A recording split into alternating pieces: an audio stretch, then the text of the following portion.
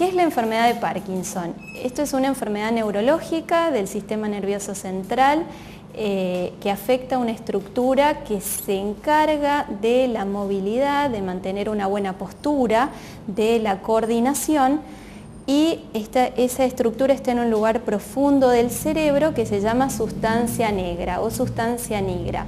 Se encuentra en el mesencéfalo y que por alguna determinada razón esta sustancia, que es la dopamina, se va perdiendo, se va degenerando la célula y se pierde la capacidad de regular el movimiento. Nosotros vemos que en el panel superior del dibujo es una persona normal que luego que falleció se hizo un estudio de una autopsia, cortes del cerebro, y ven esa pequeña línea que está de los dos lados con mayor pigmento, negra. Esa es la sustancia negra que tiene dopamina, esa es una persona normal. En el panel de abajo se ha decolorado, se ha perdido esta sustancia y es lo que ocurre en un paciente con la enfermedad de Parkinson. Luego de unos años se va perdiendo esta sustancia. Además de la pérdida de sustancia, se produce depósito de unas proteínas que se llaman cuerpos de Levy. Y en un primer momento se pensaban que estos depósitos ocurrían a nivel de los ganglios basales, que es el lugar profundo del cerebro, pero luego se vio que ocurre en otros lugares, como en la corteza del cerebro, en la zona frontal, en el bulbo olfatorio, que se encarga del olfato, y es por eso que después se explican varios de los síntomas que tienen los pacientes, o en el tubo digestivo, que explica posteriormente lo que se llaman los síntomas no motores de la enfermedad. Entonces, ¿para qué sirve la dopamina? Sirve para la función motora, coordinar el movimiento, tener una buena velocidad, para tener sentimiento y emoción, para las funciones cognitivas, que son las funciones de memoria, de toma de decisiones, de atención. Y cuando uno va perdiendo lentamente esta sustancia, este neurotransmisor, aparecen síntomas motores, psíquicos y síntomas cognitivos también. Desde el año 1817 hasta ahora, cuando fueron descritos los síntomas, los seguimos notando de la misma manera y nosotros seguimos identificando estos síntomas, los pacientes los relatan, o sea que los síntomas clínicos motores no han cambiado demasiado. En el siglo XX se describen estos cambios que vimos en el cerebro, también aparece el tratamiento, las primeras pruebas de los fármacos para mejorar y que aumente el nivel de dopamina en sangre y por ende en el cerebro. Pero hasta el día de hoy las causas específicas de la enfermedad no se han dilucidado en forma concreta. O sea, hay algunas hipótesis que se empieza a estudiar cuál es la causa de la enfermedad, si es algo genético, si es algo del medio ambiente, siguen estudiándose, pero todavía no ha finalizado ese estudio. Y Parkinson lo llamó parálisis agitante. En su primer monografía, la primera descripción que publicó, ¿por qué? Porque él había observado que habían, si ustedes conocen un paciente con esta enfermedad o han visto las diferencias motoras que ocurren, en un momento pareciera que estuviera paralizado y en realidad es porque tiene esta lentitud para moverse. Y él la llamó agitante en referencia al temblor. Nosotros hoy en día sabemos que no es una parálisis realmente porque la fuerza del músculo está conservada, no ha perdido la fuerza. Los datos en el mundo es una enfermedad presente, prevalente, se cree que habría un 6.3 millones de personas en el mundo y cuando se hacen estimaciones a futuro se cree que en el año 2030 el número de pacientes se va a duplicar. Y esto también va de la mano de que la población vive más, o sea, se van curando otras enfermedades, se va mejorando la calidad de vida de los pacientes y por eso hay más pacientes o consultan más o los médicos también identifican más esta enfermedad. Es una enfermedad muy costosa porque no siempre los medicamentos y todas las estrategias de tratamiento que necesita el paciente están cubiertas por la cobertura o la obra social. En Argentina específicamente no se sabe el número real, pero se estima que podrían ser 80.000 afectados. Tanto en la Sociedad Neurológica Argentina se está haciendo un registro donde los médicos tienen que reportar en forma anónima los pacientes que ven en su consultorio, entonces vamos a poder tener una idea de cuántos pacientes son los afectados. 10% comienza antes de los 40 años, o sea que hay que olvidarse que es una enfermedad que viene con la edad solamente o que aparece luego de unos años, porque si uno está atento hay muchos pacientes jóvenes que tienen la enfermedad, o sea que hay que desarrollar distintas estrategias para que puedan mejorar su calidad de vida durante los largos años que tienen por delante. Hombres y mujeres en todas las razas, en todos los países, en todos los lugares, y esto es como una curva para demostrarles cuál es la edad de incidencia, el 10% antes de los 40 años, pero la edad típica promedio de comienzo de la enfermedad es alrededor de los 60, 65 años, y de allí va aumentando conforme aumenta la edad del paciente. Algunos estudios dicen que hay un leve predominio en el sexo masculino, pero en realidad lo vemos sin distinción de sexo. Y las causas. Podría ser genética, podría ser del medio ambiente. En realidad lo que ahora se piensa es que hay una predisposición genética y algo en el medio ambiente que desencadena la enfermedad. Se está tratando de identificar cuál es ese factor ambiental.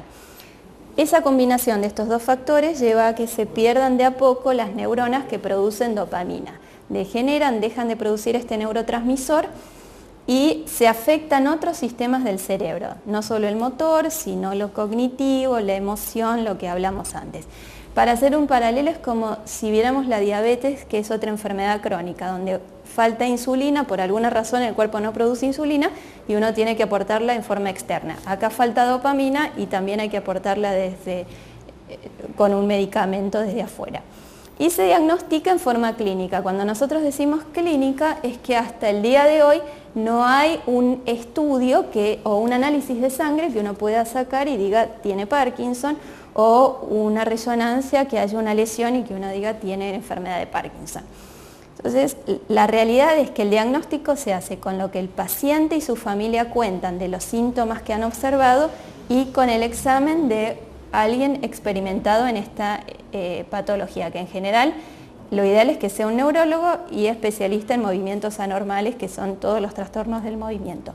Cuando uno suma eso y suma determinados criterios específicos, que es la rigidez, la lentitud y el temblor que puede o no tener el paciente, englobándolo uno habla de un parkinsonismo, como habrán escuchado hablar, y uno de los parkinsonismos es la enfermedad de Parkinson. Parkinsonismo se puede ver a múltiples causas, a que haya tomado un medicamento que produce parkinsonismo, a que haya tenido algún tipo de infección o a que haya tenido alguna lesión y que desencadenó esto.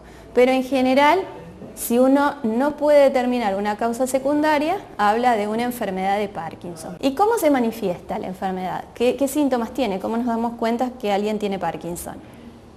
Pueden ser pequeños cambios en la movilidad y muchas veces los familiares o los amigos advierten los primeros cambios y la persona no se da cuenta.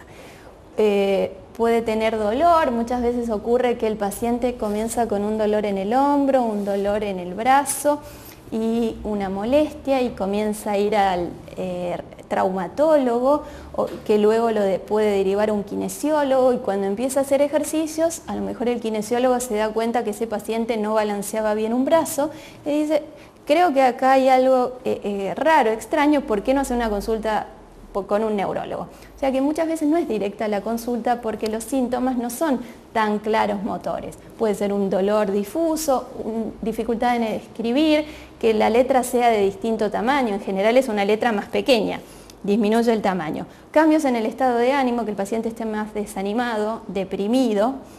Y el temblor, lo que nosotros conocemos con el temblor del Parkinson, que en general es un temblor de reposo. Eso quiere decir cuando la mano está relajada, cuando la persona camina es la mejor forma de ver este temblor.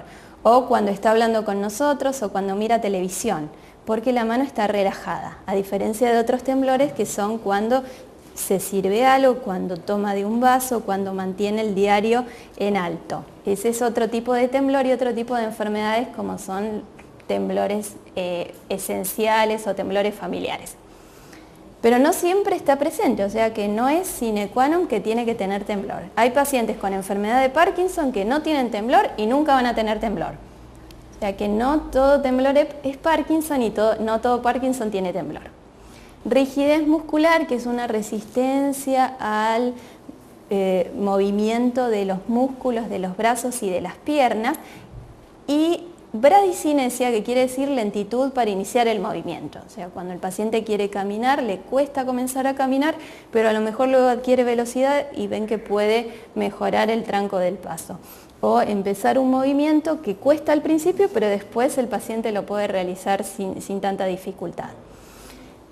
Puede haber alteraciones posturales, en general es un encorvamiento del paciente, o trastornos del equilibrio que llevan a un poco de inestabilidad y eventualmente en grados más avanzados puede haber caídas, que ese paciente por la inestabilidad en la marcha se caiga. Y en general va a haber una lentitud en todo el desempeño del paciente, no solamente en caminar, sino en cómo se expresa, cómo se levanta, cómo se siente, ese típico marcha a pequeños pasos, pequeños pasitos, disminución del braceo. En general esta es una enfermedad asimétrica, quiere decir que comienza siempre de un lado del cuerpo y luego de un tiempo, de unos años, puede afectar el otro lado. O sea que del lado afectado, si el paciente camina, va a tener menos balanceo del brazo.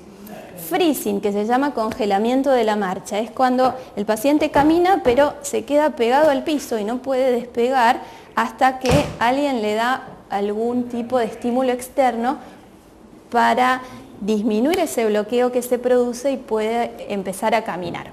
Eso puede ocurrir cuando el paciente camina o cuando cambia de dirección, cuando quiere girar hacia un lado y hacia el otro. Bradicinesia, que era la lentitud, entonces no puede hacer movimientos o los hace más lento, no puede iniciar esos movimientos, se fatiga, o sea, empieza a hacer un movimiento, pero luego disminuye la amplitud de lo que estaba haciendo porque es como si se cansara por la lentitud.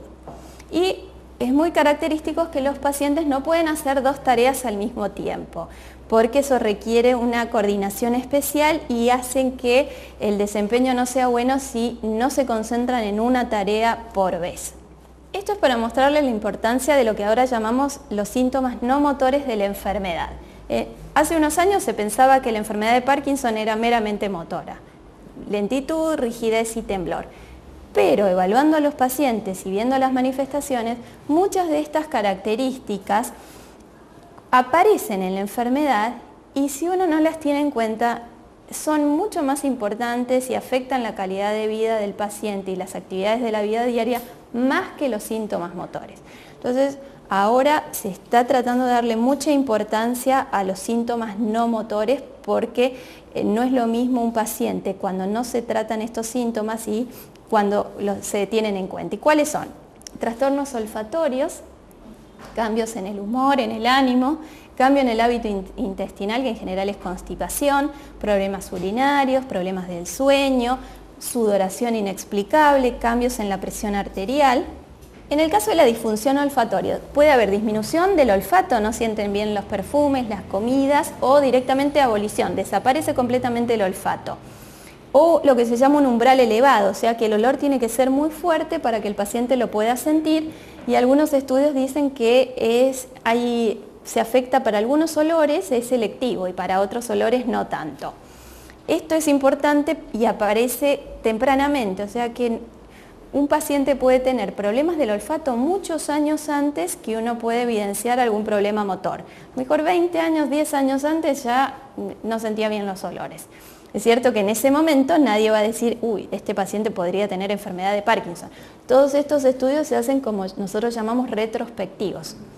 Se le pregunta años antes y se ve que muchos de los pacientes que tenían enfermedad de Parkinson tenían problemas del olfato. Y eso era, volviendo al inicio de la charla, porque en la zona que comanda el olfato del cerebro se depositaban estas proteínas, estos cuerpos de Levy. Esa es la explicación por qué se afecta el olfato.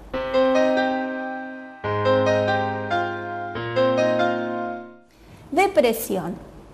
Casi el 40 o yo diría mayor el porcentaje presentan los pacientes. Y no tiene que ver con la edad, si es más añoso, si es joven, cuánto hace que tiene la enfermedad de Parkinson, cuán severa es. Y además es importante saber que un paciente que tiene problemas de memoria o problemas cognitivos y está deprimido, tiene un desempeño peor que el que no está deprimido. O sea, todo paciente deprimido afecta la memoria.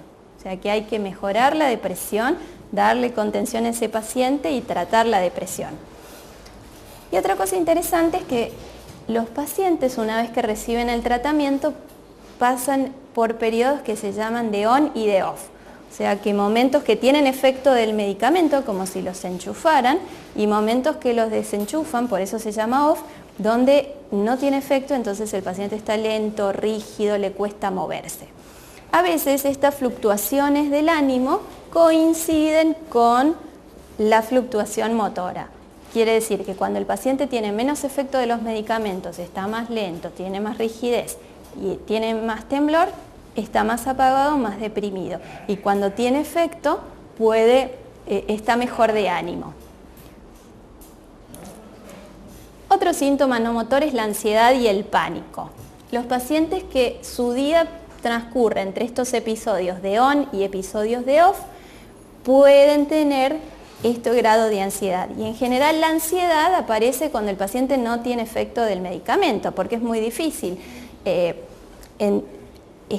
traspasar ese momento. Si bien todo paciente que tiene un tiempo de esta enfermedad sabe que eso va a ser transitorio, que cuando tome el medicamento se le va a ir ese momento de off, pero mientras pasa ese periodo es muchas veces angustiante para el paciente, muy difícil, y puede crear sensación de pánico y de angustia. Entonces, si uno pudiera identificar que coincide exactamente cuando está sin efecto, que aparece en estos periodos, el sentido común nos dice que una de las formas de tratarlo sería disminuir esos momentos de off del paciente, disminuir los momentos que no tiene efecto el medicamento. Otro síntoma es la apatía o la bulia, que no es lo mismo que la depresión, es ese desinterés, falta de motivación, donde antes le alegraba que vinieran los nietos y ahora le da lo mismo que estén o que no estén, que hay una nueva, la esposa cambió la comida y no le interesa, le da lo mismo, cosas que antes sí le interesaban, ahora dejan de interesarle.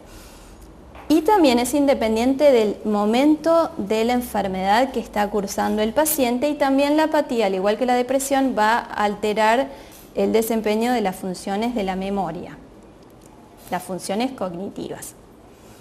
Pueden aparecer problemas en la deglución. El paciente no puede tragar determinadas pastillas o la comida o los líquidos, y es porque estos cuerpos de Lewy, estas proteínas, estas inclusiones están también en el tracto digestivo. Eso se puede mejorar cambiando la consistencia de la dieta. Y ocurre muchas veces que el paciente come cuando se identifica bien este periodo on y off, cuando está sin efecto. Le va a costar más comer. Entonces, si uno pudiera acomodar los horarios de la comida con los del medicamento, que tome el medicamento antes de que coma, va a tener mayor fuerza, mayor coordinación y no tanta lentitud para deglutir, para la deglución. Obviamente lo ideal es que el paciente coma sentado para que no se ahogue. Y tener en cuenta esto, si el paciente tose cuando come o cuando toma líquido, puede ser indicio que hay algún problema cuando traga. Porque la tos es un aviso, es que el organismo se está defendiendo de comida que va a lo mejor al aparato respiratorio, que no está preparado para recibir líquido o comida. Entonces, si uno tose, a veces se interpreta, no, tose porque el líquido está frío. Y hay que ver si es porque el líquido está frío, en realidad porque el paciente se ahoga con lo que le estamos dando. Cialorrea es el aumento de saliva. Ocurre cuando el paciente se acuesta a dormir, se levanta y dejó la cama con saliva, o mientras habla o en algún momento del día. Y se cree que no es porque aumentó la cantidad de saliva, sino por lo que expliqué antes, esa lentitud al tragarla. La saliva es la misma, pero la tragamos más lento. Nosotros cuando estoy hablando, automáticamente estoy tragando saliva. Pero los pacientes tienen esta dificultad y esta lentitud. Entonces, se puede hacer algún tipo de terapia con una fonoaudióloga, alguna estrategia para mejorar esto. Tragar saliva antes de hablar, hacer consciente el tragar saliva. Yo voy a hablar, trago saliva, hablo, vuelvo a tragar saliva, no lo digo pero lo pienso. Algunos estudios dicen que el jugo de papaya podría mejorar la consistencia de la saliva y hacer que se trague más fácil, elevar la cabecera de la cama para permitir, como por la gravedad, que uno trague saliva. Luego, si nada de esto funciona, hay algunas estrategias que se puede utilizar, infiltración de Botox, que es la toxina botulínica para las arrugas, pero en este caso en neurología sirve si uno la puede infiltrar en las glándulas parótidas y en las glándulas submaxilares. Eso produce como una parálisis de la secreción de saliva, disminuye la secreción de saliva. O sea que cada uno de estos síntomas no es que no tienen tratamiento y hay que aguantárselos, sino que se pueden tratar. Puede haber alteraciones sexuales, ya sea disminución del deseo sexual, de la libido o dificultades eréctiles, que también se pueden tratar con comprimidos, con pastillas, con medicamentos. Constipación, que es muy frecuente en la población general. ¿Quién no conoce a alguien que esté constipado o quién no ha sufrido esto en algún momento de la vida? Pero también en los pacientes con Parkinson per se y por los medicamentos pueden tener estos episodios. Como siempre, hay que aumentar la ingesta de líquido, de verduras, cereales, granos, compotas, no comer las frutas secas, porque las frutas secas uno cree que mejoran la constipación, pero en realidad la fruta está seca, llega al intestino y chupa todo el agua que encuentra. Entonces no mejora esa situación. Pero si uno hace una compota y lo toma con líquido, es distinto. Ejercicios, un vaso de agua fría en ayunas, y si no, nada de esto funciona, uno puede utilizar algún tipo de laxante para mejorar la constipación. Este es un pequeño cuadro que muestra un estudio qué síntomas preocupaban más a los pacientes luego que tenían una evolución de 15 años de la enfermedad. Muchos tenían problemas cognitivos, algunos demencia, problemas que se quedaban dormidos durante el día, somnolencia, caídas, problemas para tragar, problemas en la continencia urinaria. O sea que ven que casi todos son síntomas no motores. Hay muy pocos que dicen el temblor o la rigidez o la lentitud. O sea que era más frecuente esto. Hay quienes hablan de una personalidad especial en la enfermedad de Parkinson, que tuvieran estas características. Sean más introvertidos, cautelosos, más serios, más sensibles, más reservados. Muchos van a ver que se identifican con alguna de estas características de personalidad y nunca van a desarrollar la enfermedad de Parkinson. No es que son sí o sí, pero se ve que hay algún tipo de asociación. Mucho sueño durante el día, somnolencia diurna. Es muy frecuente y esto sí se puede asociar cuando el estado de la enfermedad es más avanzado, que tiene mayor problemas cognitivos, si tuvo alucinaciones en algún momento y si está recibiendo durante mucho tiempo medicamentos. Y también hay que reconocer y hacerle saber al médico que algunos medicamentos pueden producir somnolencia. O sea, si toma el comprimido y después que lo toma tiene sueño, a veces se pueden graduar y fraccionar las dosis durante el día para que el paciente no se duerma cuando hace determinada actividad. Esta es la primer monografía que hizo Parkinson en los primeros momentos. Él dijo que el intelecto estaba indemne, o sea que para Parkinson, cuando describió la enfermedad, no había problemas de memoria, no había ninguna dificultad en ese caso. Pero nosotros estamos viendo que los pacientes tienen riesgo a desarrollar problemas cognitivos y demencia. Se dice que hasta 6 veces. No es que todo paciente indefectiblemente va a tener demencia, pero muchos pacientes pueden tener problemas cognitivos que alteran el desempeño de todos los días y que hay que tener en cuenta.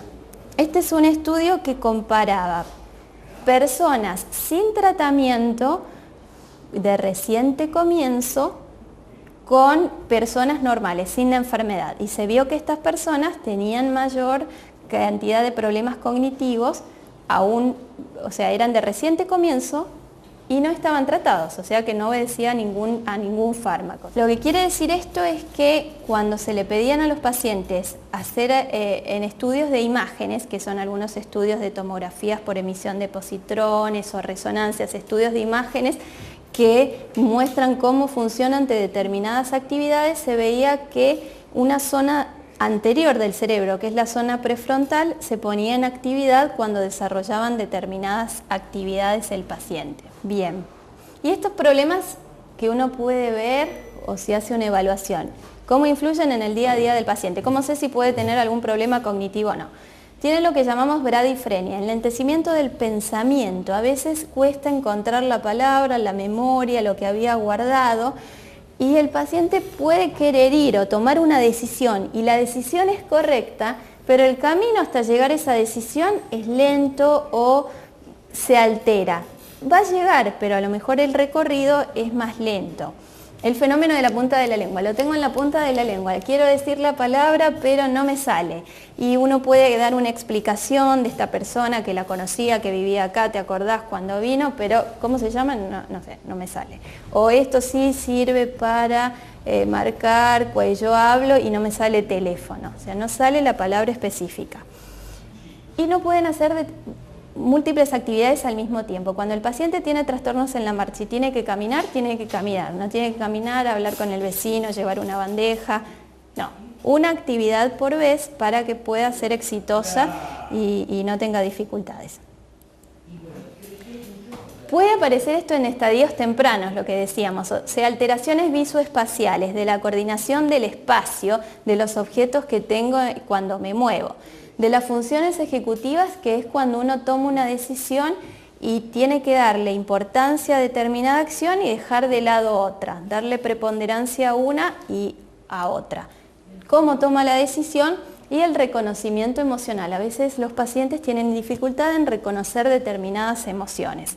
Todo esto por estas conexiones que hay a nivel frontal en la parte anterior del cerebro. Dificultad para organizarse, para completar una actividad a tiempo, para prestar atención a una sola tarea. Si uno nota todo esto, hay que prestar atención si esto interfiere en las actividades de la persona, en su actividad laboral, en la actividad social, en lo que hace todos los días en casa. Y se puede hacer lo que se llama una evaluación cognitiva, que es una serie de test donde se ven estas alteraciones y se compara con personas de la misma edad y del mismo nivel educativo, entonces uno sabe si estos trastornos son los que uno esperaría para la edad del paciente o son más de los que uno esperaría. ¿Y hasta dónde impacta esto? No, como les dije antes, no todos los pacientes van a tener problemas cognitivos. O algunos tienen problemas cognitivos que uno ve en el consultorio cuando hace esta evaluación, sin embargo su desempeño es completamente normal. Ellos trabajan, mantienen su casa, realizan todas las actividades sin ningún problema. Y hay que preguntar muchos cómo es el ánimo del paciente, porque si el paciente está deprimido, a lo mejor este enlentecimiento, esta dificultad, era por el ánimo y no porque había algún problema en cuanto a fallas en la memoria o fallas en la atención. No se sabe bien todavía si estas pequeñas fallas son un factor de riesgo o van a predecir que un paciente luego tenga demencia. Muchas veces no, como en la enfermedad de Alzheimer. Todavía eso no se sabe, si lo que se llama un deterioro cognitivo mínimo, que empieza lentamente y luego de los años este paciente sí va a tener demencia. Lo que se ha visto últimamente en algunos estudios es que hay dos tipos de manifestaciones del Parkinson. Uno que tiene predominio temblor y otro que tiene predominio alteraciones posturales, caídas o mayor rigidez y lentitud. Y los pacientes que tienen mayor rigidez o lentitud, se vio que tienen mayores fallas cognitivas que los que tienen temblor evidente. O sea que el temblor socialmente es más difícil de manejar porque el paciente no quiere salir o le molesta, pero en general no ocasiona tantas fallas como los pacientes que tienen lentitud y rigidez.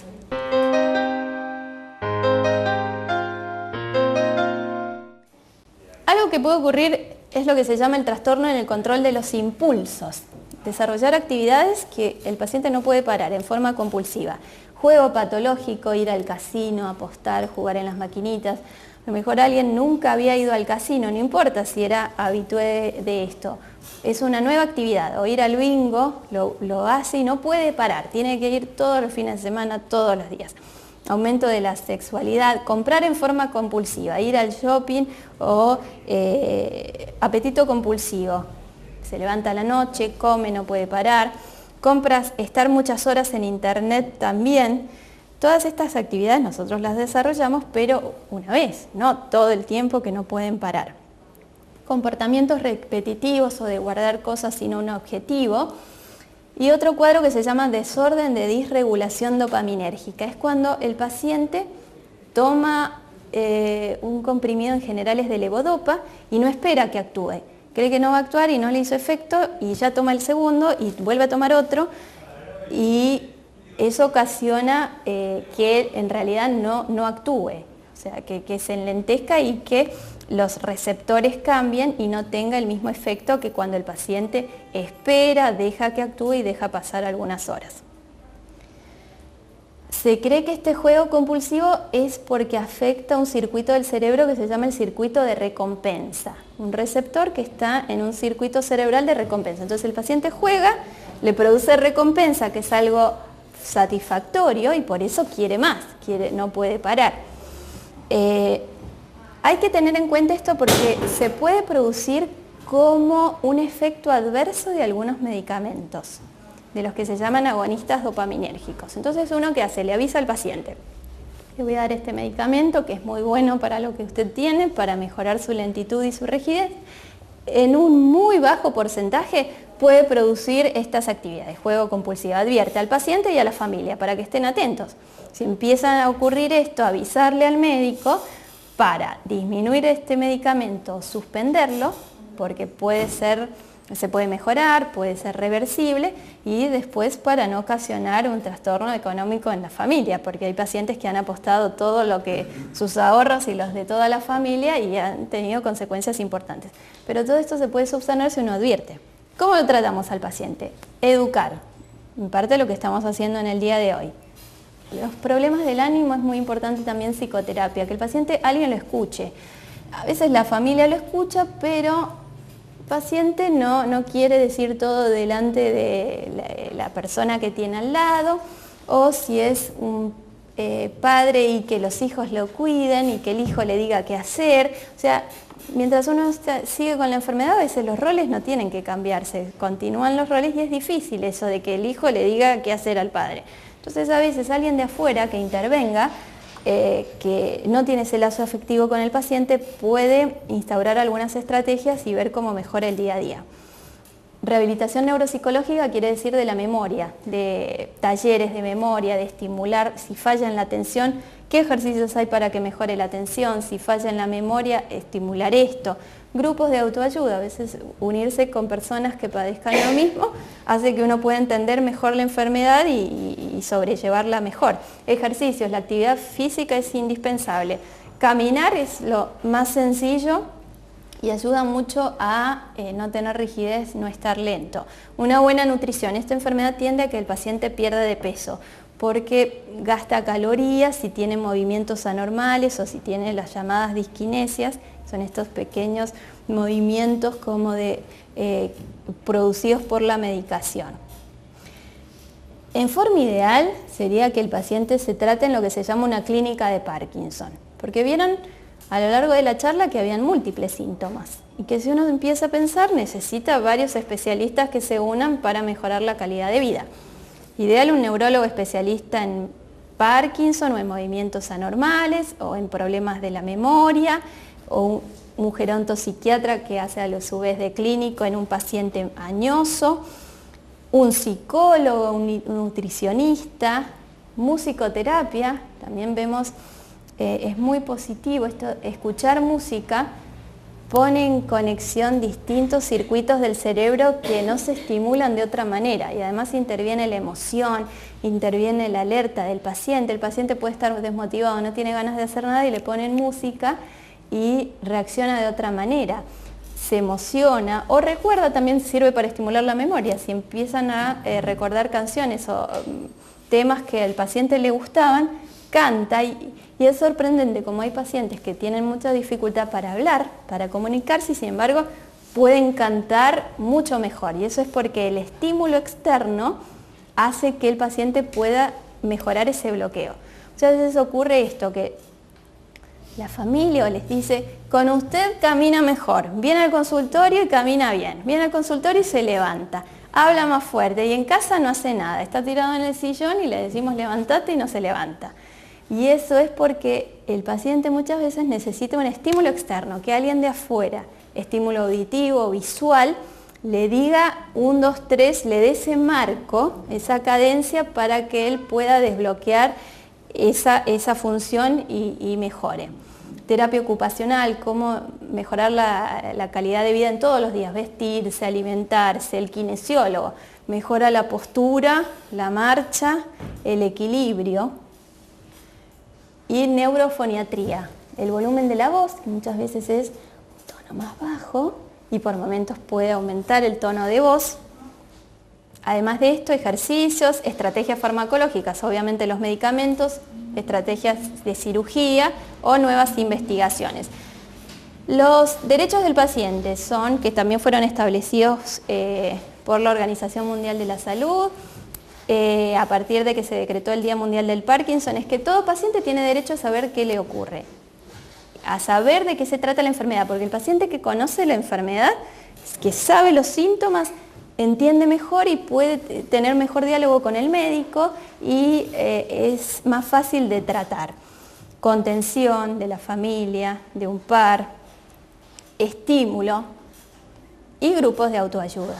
Medicamentos que conocemos, después podemos charlar al final de la charla, levodopa, agonistas dopaminérgicos, que son medicamentos que estimulan la liberación de dopamina. Otros medicamentos que inhiben que se degrade, que se metaboliza la dopamina. Todos llevan a que el nivel de dopamina en sangre aumente, que es lo que falta, y que por ende aumente en el cerebro. Cirugía en la enfermedad de Parkinson es para casos selectivos, cuando en general las estrategias con fármacos no han mejorado la situación, entonces la calidad de vida del paciente está muy alterada, que el paciente pase muchas horas sin efecto de los medicamentos, en off, rígido, con temblor lento y de ahí un momento con muchos movimientos, con disquinesias. Se pueden hacer estas cirugías que se coloca como si fuera un marcapaso en el cerebro, que es un estimulador cerebral, y mejora esa situación, la calidad de vida. No es que el paciente se cura, no, mejora su situación. En general tienen que seguir tomando medicamentos, no es que una cosa reemplaza a la otra, mejora la calidad de vida en ese paciente muy bien seleccionado. Múltiples drogas se están estudiando, de hecho a veces contamos con medicamentos que hace 2 o 3 años estaban en investigación y hoy los tenemos. Y permanentemente se está desarrollando nuevas drogas, como se está estudiando la causa de la enfermedad, también se está estudiando cómo tratar los síntomas. La investigación va en factores que protegen las neuronas. Lo ideal sería un medicamento que sea neuroprotector, o sea que proteja esa neurona, que no degenere para que pueda seguir produciendo dopamina. Terapia génica, que habrán escuchado en las noticias o es algo que se habla mucho, que es incorporar nuevos genes que reemplacen a los que están alterados, y las células madre. Todos estos, repito, son investigación. Acá es un dibujo que describe la terapia génica, que es que se coloca con una neurocirugía dentro del cerebro, dentro de ese lugar profundo, un filamento como si fuera del tamaño de un cabello, con un virus donde adentro se coloca un tipo de gen que hace determinada acción. En este caso es un gen que estimula la producción de un neurotransmisor inhibitorio, o sea que disminuya el temblor en este caso, donde el paciente tiene mayor actividad cerebral, este gen que produce ese neurotransmisor lo disminuye. En Argentina, la actividad de las células madres, la investigación está regulada por el ANMAT, por el INCUCAI y por la Secretaría de Ciencia y Tecnología, y están en investigación, o sea, no está aprobado acá, ni en Estados Unidos, ni en el mundo como tratamiento. Y la verdad que esto, cuando un paciente se somete a esto, debe saber que está en estudio experimental, que él debe dar un consentimiento y que son contados los casos en el mundo que responden. Es por esto que todavía no sale a la sociedad. Creo que hay muchas estrategias previas antes de ir a esto para tratar y controlar la calidad de vida de los pacientes. Uno piensa que esto es como algo, el milagro que se va a curar, pero en realidad muchos de los lugares no tienen una evidencia científica y un sustento científico. Los derechos del paciente es que sea atendido por un médico especialista en enfermedad de Parkinson. O sea, si la cobertura no se tiene que quedar con el clínico, no. El paciente tiene que recibir tratamiento por alguien idóneo en su tema. Ser diagnosticado en forma precisa, no pensar que es un temblor esencial o al revés. Diagnosticar como temblor esencial un paciente con enfermedad de Parkinson y que esté durante años recibiendo un tratamiento erróneo. Tener acceso a servicios de ayuda y a todo lo que necesita. Recibir un cuidado continuo y también participar en la charla del manejo de la enfermedad, guiada con el médico, pero haciéndolo partícipe de la toma de decisiones. En Argentina, el plan médico obligatorio cubre los medicamentos en un 70% y algunos hasta en el 100%, cuando se habla de patologías crónicas. También hay que tener en cuenta que si hay dificultad en la cobertura al 100%, hay una instancia que se llama el certificado de discapacidad, donde el médico se puede ir al Instituto Nacional de Rehabilitación, solicita un turno con un resumen del médico, va el paciente el día del turno y todos los estudios, y le dan este certificado, que esto no quiere decir discapacidad, incapacidad. Muchas personas con el certificado de discapacidad continúan trabajando, o sea que no quiere decir que uno está discapacitado o no hace nada.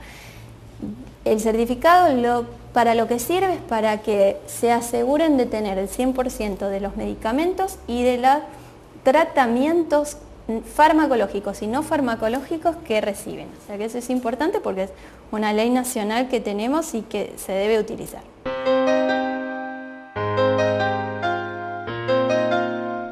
¿Qué podemos rehabilitar? El lenguaje, como les dije, la voz, la articulación, la escritura, cómo ducharse, cómo usar cubiertos, eso lo puede hacer una terapista ocupacional engrosando una lapicera si hay dificultad con algunas estrategias o utilizando velcro en lugar de botones o algún gancho especial, cómo mejorar la estabilidad de la marcha, sacar de la casa los muebles que están interfiriendo en la deambulación del paciente, ver qué pasa con la rigidez, con los dolores si tiene poca actividad física, evitar las alfombras que están fuera de lugar porque el paciente se va a tropezar. Si yo tengo un pasillo y tengo una cómoda, 2 banquitos, lo ideal sería saquemos eso para que el paciente pueda deambular más fácil. Si hay escaleras, poner un pasamanos o un barral en el baño. Es más fácil que el paciente tenga una silla con apoyabrazos para levantarse que un sillón, porque en el sillón se va a hundir y es difícil que se pueda levantar. En cambio, en ese tipo de sillas, si uno puede tenerlas, es más fácil para el paciente.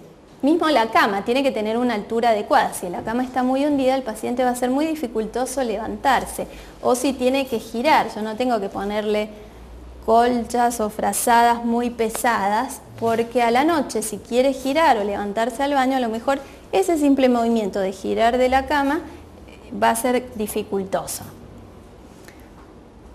A veces cambiar la consistencia, que no sea tan pesado, o poner como el barral una baranda en la cama para que el paciente se pueda incorporar más fácil. En el baño, el pasamanos, también en la bañera, a veces una banqueta, que el paciente se bañe sentado, es más fácil que esté haciendo equilibrio parado.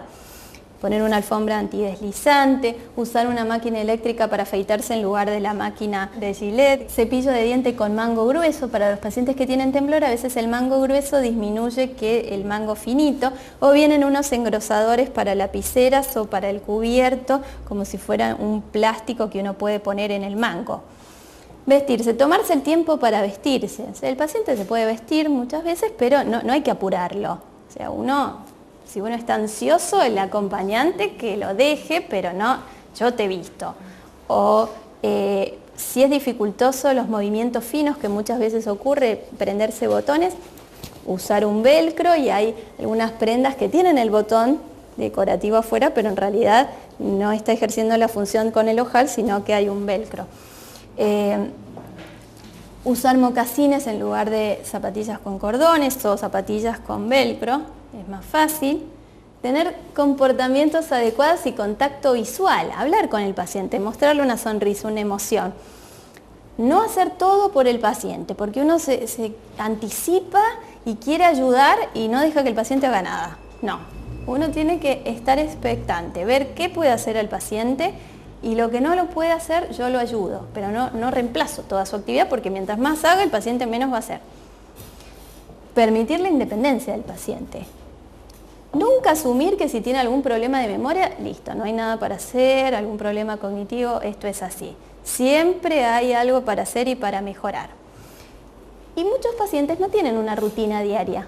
¿Qué hacen en la casa? Se levantan, toman el medicamento, desayunan. Miran la tele, almuerzan, duermen la siesta, se levantan, comen y miran la televisión, duermen. Y eso es difícil de tener un estímulo, que no estén deprimidos. Hay que crear rutinas. De tal a tal hora hay que ir a caminar, a esta hora escuchamos música, ahora hacemos este ejercicio, ahora vemos una película, pero no en forma pasiva, luego la contamos, hablamos de la película a ver de qué se trata. Y el cuidador. ¿Qué pasa con el cuidador? Pues estamos hablando mucho del paciente, y la persona que está al lado, ¿qué hace? Si ustedes son cuidadores familiares o amigos de una persona y ven que notan que ya no tienen tiempo para ustedes mismos, que están en el límite, que viven cansados, que se afectan tanto las relaciones laborales y sociales, que están irritables, les hablan y ya saltan y se enojan, que ven todo negro, siempre la mitad del vaso, entonces tienen lo que se llama el estrés del cuidador. O sea, que la persona que está cuidando al paciente también sufre y también se ve sobrepasada de actividades y no sabe cómo salir de esto. ¿Y qué tiene que hacer el cuidador? Tiene que tener más tiempo para sí mismo, como tomar pequeñas vacaciones, ya sea me voy a tomar el té con alguien, me voy a comprar algo a ver vidrieras, me voy a la peluquería. Pequeños recreos que uno trate de pensar en otra cosa. Cuidar su salud, porque si el cuidador no se cuida, menos va a poder cuidar a otra persona. Buena dieta, alimentarse, yo que coma él y yo tomo un café con leche a la tarde. No, comemos todos porque los dos somos importantes. Mantener el sentido del humor, tomarse las cosas con mayor liviandad. Tener actividad social, hablar con alguien, si uno no puede reunirse, por lo menos llamar por teléfono, tener contacto con otras personas más allá, en este caso si es la pareja o si es el cuidador, salir de ese vínculo que a veces puede ser simbiótico y uno deja de lado todas las otras personas que tiene alrededor. Encontrar a alguien que le escuche, que uno se pueda desahogar y diga, mira, la sobrecarga que tengo. Aprender a decir que no y no sentirse culpable. No es un mal cuidador el que dice, no puedo, hoy no puedo hacer esto, sí, pero cuídame a los nietos y usted está cuidando a su marido y yo, no, hoy no puedo, hoy. Y uno no es mala persona por decir que no, uno se cuida a sí mismo y en forma transitiva va a cuidar a la persona que tiene al lado. La clínica de la que hablamos antes, mindfulness es otra cosa que antes no había hablado, que es meditación. También es interesante que se haga, que uno se pueda concentrar y relajar los músculos, danza, terapia, bailar tango, bailar salsa. Hay pacientes que tienen gran dificultad para caminar y sin embargo cuando bailan va mucho mejor. Para concluir entonces, la enfermedad de Parkinson no es contagiosa. Es frecuente, pero todavía hay personas que no saben que tienen la enfermedad o que están mal diagnosticadas o no reciben el tratamiento adecuado. Casi todas las personas con esta enfermedad pueden tener una vida plena, productiva, si se controlan bien los síntomas. Para ello hay muchos medicamentos que hacen que la situación se pueda controlar y uno no deja de hacer cosas.